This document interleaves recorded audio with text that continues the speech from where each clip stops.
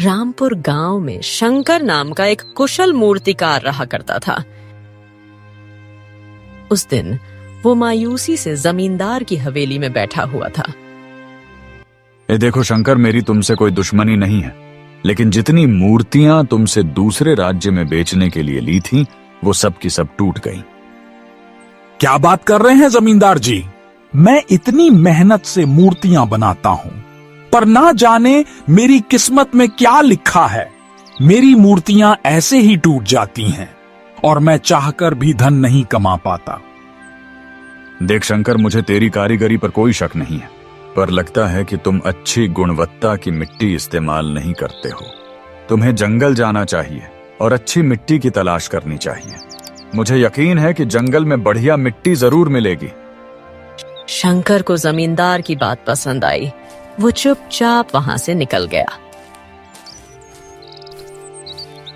शंकर की मूर्तियां जब भी बनती कुछ ही दिनों में टूट जाती। इसी कारण उसकी मूर्तियां बाजार में टिकती ही नहीं थीं।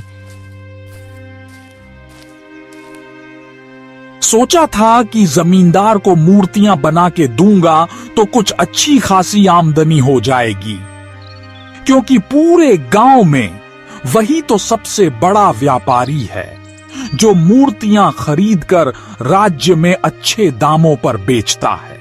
लेकिन यहां भी किस्मत ने मेरा साथ ही नहीं दिया। अब मुझे जंगल ही जाना होगा। इतना कहकर शंकर सीधे जंगल की ओर निकल पड़ा और मिट्टी की तलाश करने लगा।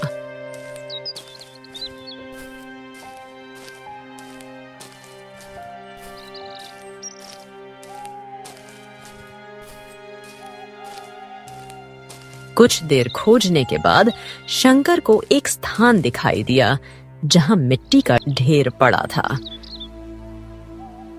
हाँ, वाह वाह वाह, यह मिट्टी तो बहुत ही अच्छी लग रही है।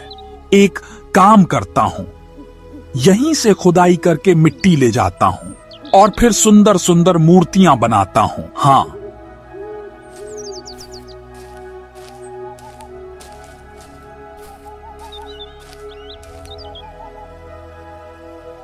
शंकर ने आकाश की ओर देखा। हे भगवान, इस बार मेरी मूर्तियां टूटने ना पाए, कृपा करना। इतना कहकर वो जमीन की खुदाई करने लगा। अचानक उसका फावड़ा किसी धातु जैसी चीज से टकराया। अरे, ऐसा लग रहा है जैसे जमीन के अंदर कोई धातु मौजूद है। शंकर ने उसे निकालने का प्रयास किया। कुछ देर बाद जमीन से एक बड़ी मूर्ति निकली जिसका आधा हिस्सा टूटा हुआ था। हे भगवान, यह तो बड़ी ही विचित्र मूर्ति है, लेकिन इसका आधा हिस्सा टूटा हुआ क्यों है? हाँ, जिसने भी यह मूर्ति बनाई होगी बड़ा ही कुशल कारीगर होगा। अगर मैं इस टूटे हुए हिस्से को सही कर दूं तो हाँ, फिर तो यह अच्छे दामों में बिक सकती है। इसे ले जाता हूं मैं। हाँ, शंकर ने ठान लिया कि वो मूर्ति को घर ले जाएगा। हाँ, ये ठीक है। अब कुछ मिट्टी और यह मूर्ति घर ले जाता हूं और इसी पर मेहनत करता हूं। चल भाई शंकर। शंकर मूर्ति को लेकर कुछ दूर ही बढ़ा था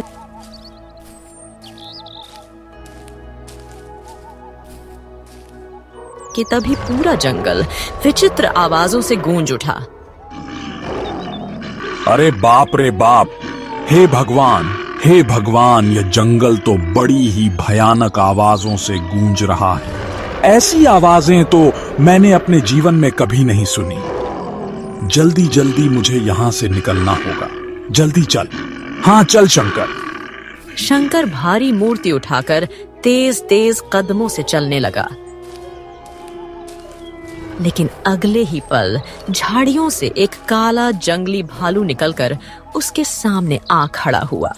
जंगली भालू की लाल लाल आंखें शंकर को घूर रही थीं।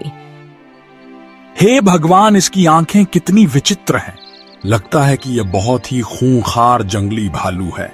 यह कहां से आ गया? तभी जंगली भालू मनुष्य की आवाज में बोला, इस स्थान पर जो भी मनुष्य आता है जीवित बचकर नहीं जाता। तू भी नहीं बचेगा। इस मूर्ति को जहां से लाया है वहीं वापस रख दे। ये मैं कहां आ गया? ये जंगली भालू तो मनुष्य की भाषा में बोल रहा है। ये कैसे संभव है? जंगली भालू धीरे धीरे शंकर की ओर बढ़ने लगा, लेकिन अचानक झाड़ियों से एक शेर उछलकर सामने आ गया। ए हट जा जंगली भालू, मैं तुझे इस इंसान को नुकसान नहीं पहुंचाने दूंगा। शंकर और भी ज्यादा डर गया। ये कैसा विचित्र जंगल है? यहाँ तो जंगली भालू और शेर इंसानी भाषा में बात कर रहे हैं। शंकर, यहां से तुरंत चले जाओ। तुम मेरा नाम कैसे जानते हो? मैं एक मायावी शेर हूं। यह जंगली भालू बहुत खतरनाक है। अगर तुम रुके तो यह तुम्हें मार डालेगा। तू अच्छी तरह से जानता है कि तू मेरा मुकाबला नहीं कर सकता। जानता हूं, लेकिन इतना तो जानता हूं कि तुझे कुछ देर के लिए रोक सकता हूं, और यही काफी है ताकि यह मनुष्य जंगल की सरहद से बाहर निकल सके। शंकर, भागो यहां से।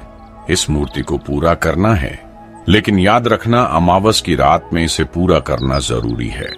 अगर तुम ऐसा नहीं कर पाए तो पूरा गांव तबाह हो जाएगा। जल्दी जाओ, भागो।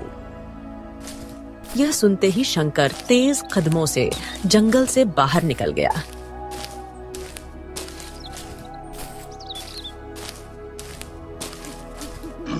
पीछे जिस्से से शेर को घूर रहा था। अगर तुझे लगता है कि तू सफल हो जाएगा तो यह तेरी गलतफहमी है। मानव अब इस जंगल की हद से बाहर जा चुका है। इतना कहकर शेर रंग बिरंगी किरणों में बदलकर गायब हो गया। क्रोध से दहाड़ता रहा, फिर चुपचाप जंगल की गहराइयों में खो गया। शंकर मूर्ति को लेकर घर आ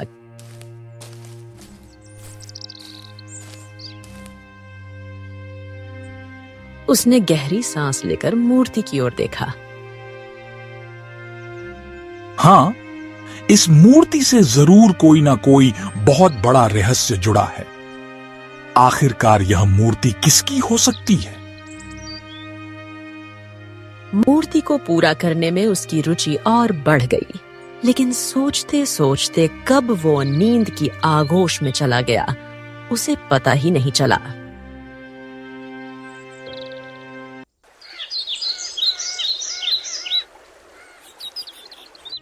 सुबह शंकर की आंख खुली तो दरवाजे पर किसी ने दस्तक दी। शंकर ने दरवाजा खोला तो बाहर गांव का मुखिया खड़ा था। मुखिया घर के अंदर आया और मूर्ति को देखकर चौंक गया। अरे शंकर, ए भाई, ये मूर्ति तो बड़ी ही विचित्र लग रही है। तुम इतनी विचित्र मूर्ति क्यों बना रहे हो भाई? शंकर ने जंगल की सारी घटना छुपा ली। हाँ, बनाने का प्रयास कर रहा था मुखिया जी, लेकिन पूरी तरह से बन नहीं पा रही है। खैर, छोड़िए। आप यह बताइए, सुबह सुबह कैसे आना हुआ? शंकर, कल रात अचानक से हमारे गांव में महामारी फैल गई। अचानक आई इस महामारी से पूरा गांव परेशान हो गया है। केवल कुछ ही लोग बचे हैं, उनमें तुम भी शामिल हो। इसीलिए मैं हर घर जाकर लोगों को यह संदेश दे रहा हूं कि बहुत सुरक्षित रहना है।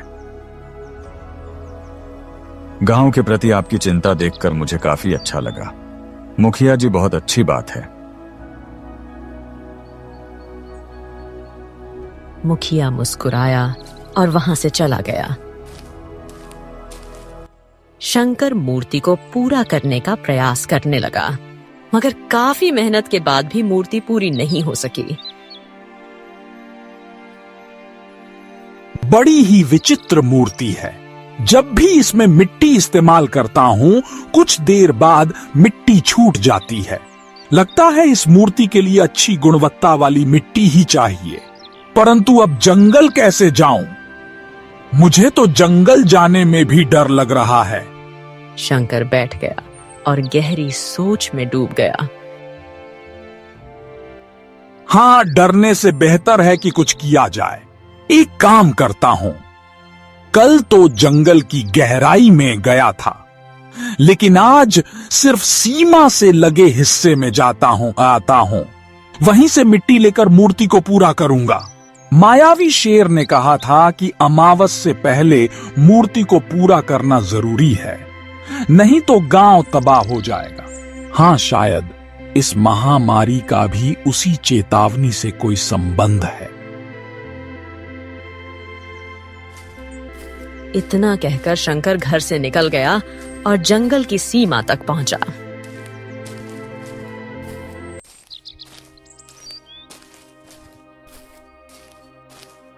तभी अचानक एक लड़की की आवाज उसके कानों में गूंजी। तुम जिस मिट्टी को तलाश रहे हो, मैं जानती हूँ वो कहाँ मिलेगी। शंकर चौंका और इधर उधर देखने लगा, लेकिन कोई दिखाई नहीं दिया। जो भी हो, मेरे सामने आओ। कौन है? जो भी हो, सीधा सीधा मेरे सामने आ जाओ। कौन है? कौन हो? आओ सामने। तभी उसके सामने एक मैना पक्षी प्रकट हुई और इंसानी आवाज में बोली, लो, मैं तुम्हारे सामने आ गई। अरे आखिर मेरे साथ ये हो क्या रहा है? कल मेरे सामने जंगली भालू और शेर बात कर रहे थे, और आज एक पक्षी बोल रही है। सभी रहस्य तुम्हारे सामने एक एक करके आएंगे, लेकिन पहले इस मूर्ति का पूरा होना जरूरी है। मैं जानती हूँ तुम समय पर इसे पूरा करना चाहते हो। आओ, मैं तुम्हें एक पवित्र स्थान दिखाती हूँ। यह कहकर मैना पक्षी आगे आगे उड़ने लगी और शंकर अनचाहे भी उसके पीछे चल पड़ा।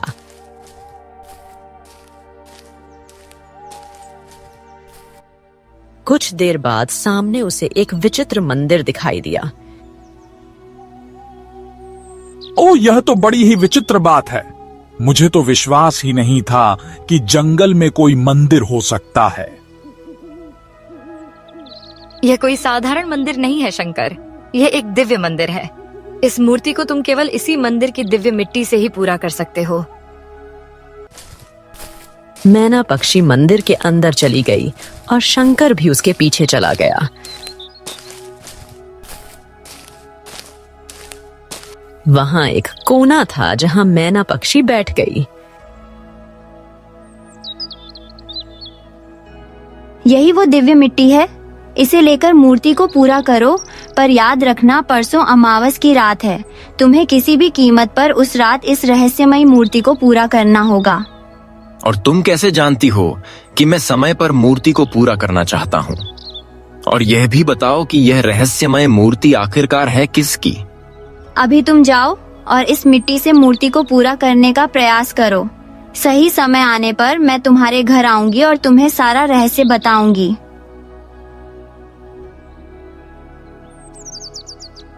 इतना कहकर मैना पक्षी रंग बिरंगी किरणों में बदलकर गायब हो गई। शंकर ने तुरंत वहां की दिव्य मिट्टी उठाई और अपने घर की ओर चल पड़ा।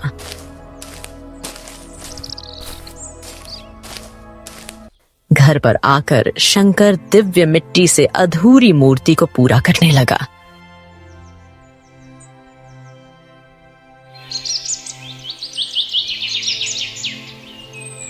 वो मूर्ति को पूरा करने में इतना डूब गया कि उसे एहसास ही नहीं हुआ कि कब शाम हुई और कब रात। सुबह होने में कुछ ही समय बाकी था कि तभी रंग बिरंगी किरणों से वही मैना पक्षी प्रकट हुई।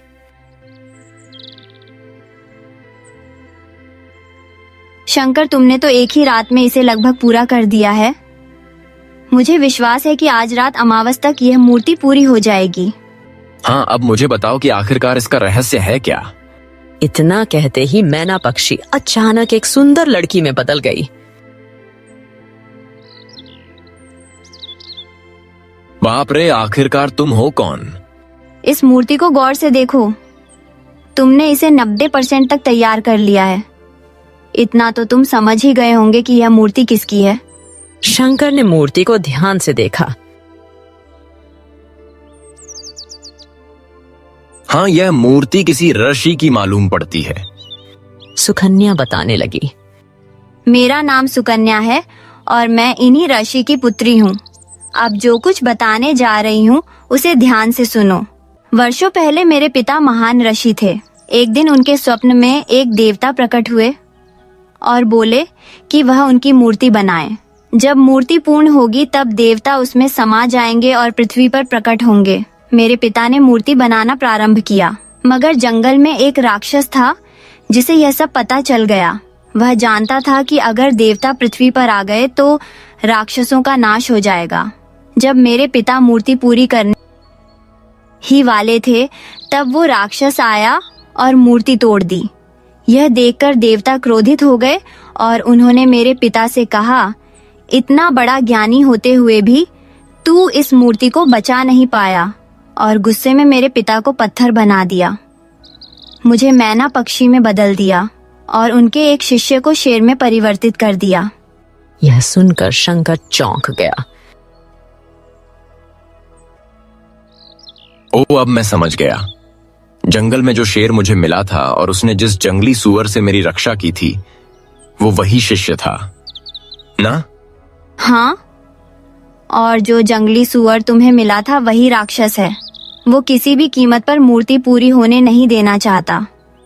हाँ, लेकिन यह बताओ कि वो क्यों नहीं चाहता कि मूर्ति पूरी हो? और जब तुम्हारे पिता को पत्थर बना दिया गया था तो फिर मूर्ति टूटी कैसे?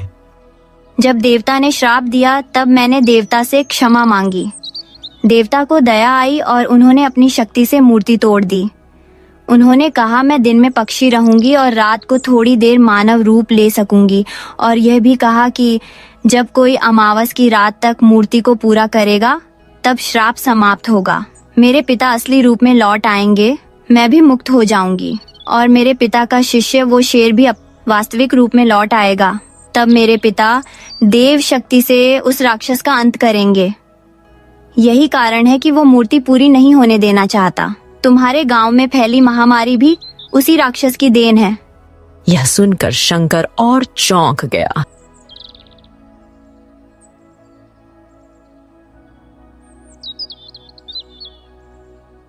तभी अचानक वहां गांव का मुखिया आ गया।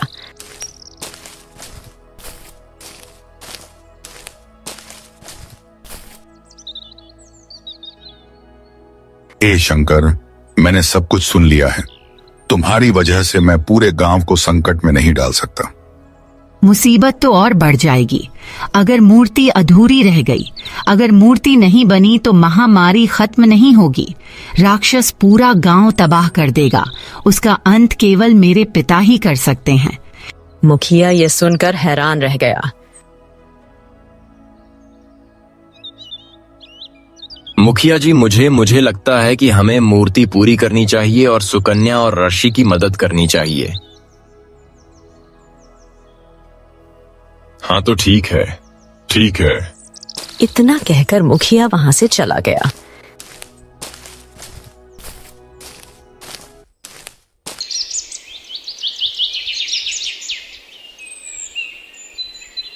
तभी सुबह की पहली किरण निकली और सुकन्या फिर से मैना पक्षी में बदल गई। शंकर, आज रात अमावस है। तुम्हें किसी भी कीमत पर आधी रात तक मूर्ति पूरी करनी होगी।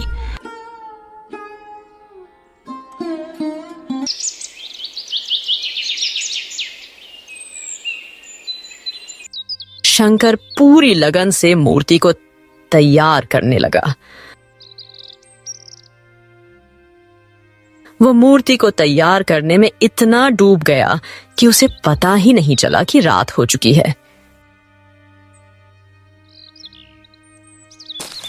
तभी अचानक उसके आंगन में शेर दौड़ता हुआ आ पहुंचा। शंकर ने पहचान लिया कि यह वही शेर है जिसने उसकी जान बचाई थी। शंकर, तुमने तो लगभग इसे पूरा कर दिया है, लेकिन सावधान रहना, राक्षस मौके पर जरूर आएगा।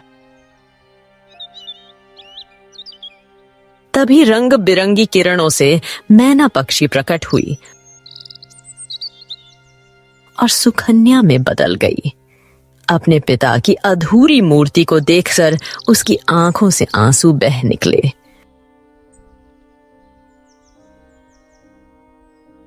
अब रोने की क्या बात है? तुम्हारे पिता की मूर्ति लगभग पूरी हो चुकी है, बस माथे पर तिलक लगाना बाकी है। जैसे ही तिलक लगेगा, मूर्ति संपूर्ण बन जाएगी। शंकर तिलक लगाने ही वाला था कि अचानक काला धुआं छा गया। उसी धुएं से जंगली जानवर प्रकट हुआ और राक्षस का भयानक रूप धारण कर लिया।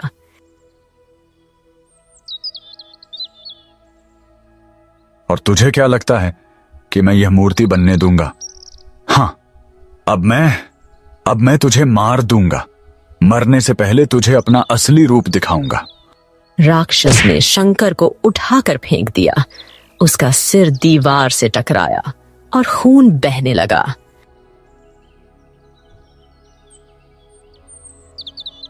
तुम दोनों को जिंदा छोड़कर मैंने बहुत बड़ी गलती की थी। अब तुम दोनों को भी नहीं छोड़ूंगा। लेकिन शंकर ने आखिरी साहस जुटाया। खून से लथपथ होते हुए भी वो उठ खड़ा हुआ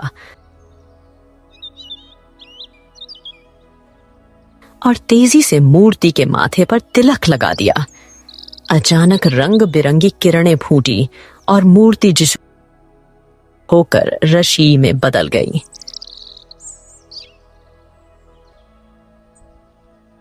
राक्षस, तेरी वजह से मुझे देवी देवताओं का श्राप झेलना पड़ा।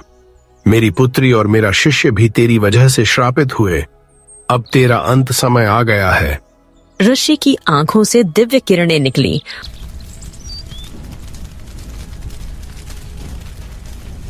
और राक्षस वहीं भस्म हो गया। शंकर मुस्कुराया और वहीं दम तोड़ दिया। यह देखकर सुकन्या फूट फूट कर रो पड़ी।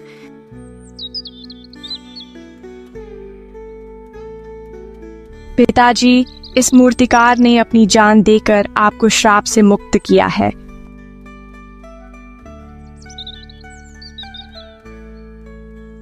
तभी शेर भी सुंदर युवक में बदल गया। उसकी आंखों में भी आंसू थे। तभी मुखिया भी वहां आ गया।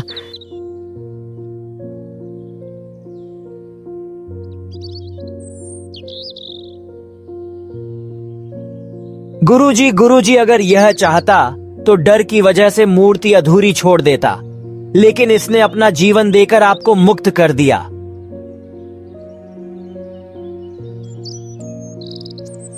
उसने शंकर को देखकर रोते हुए कहा, अरे अरे शंकर, उठो उठो शंकर, उठो। गांव से महामारी खत्म हो गई।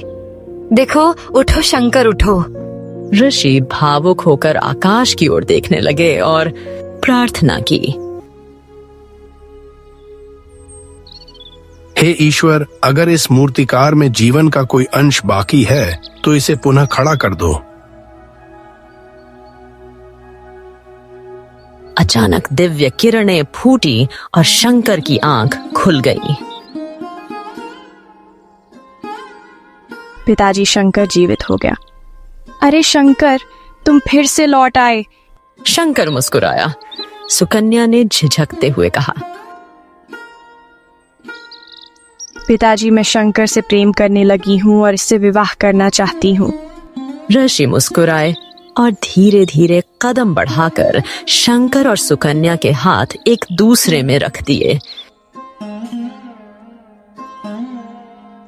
हाँ, मैं अभी इस समय तुम्हारा विवाह संपन्न करा दूंगा और फिर मैं और मेरा शिष्य जंगल में जाकर देवता की मूर्ति पुनः बनाएंगे और तब जाकर इस भूमि पर सदा सुख शांति रहेगी। अगले दिन पूरे गांव के सामने शंकर और सुकन्या का विवाह संपन्न हुआ। ऋषि और उनका शिष्य जंगल लौट गए। विवाह के बाद शंकर की किस्मत बदल गई। अब वो जो भी मूर्ति बनाता वो कभी नहीं टूटती। देखते ही देखते वह एक कुशल और प्रसिद्ध मूर्तिकार बन गया। इस तरह एक साधारण मूर्तिकार शंकर ने अपनी लगन, साहस और बलिदान से न केवल एक ऋषि को मुक्त किया बल्कि पूरे गांव को भी महामारी से बचा लिया। वो सचमुच बन गया।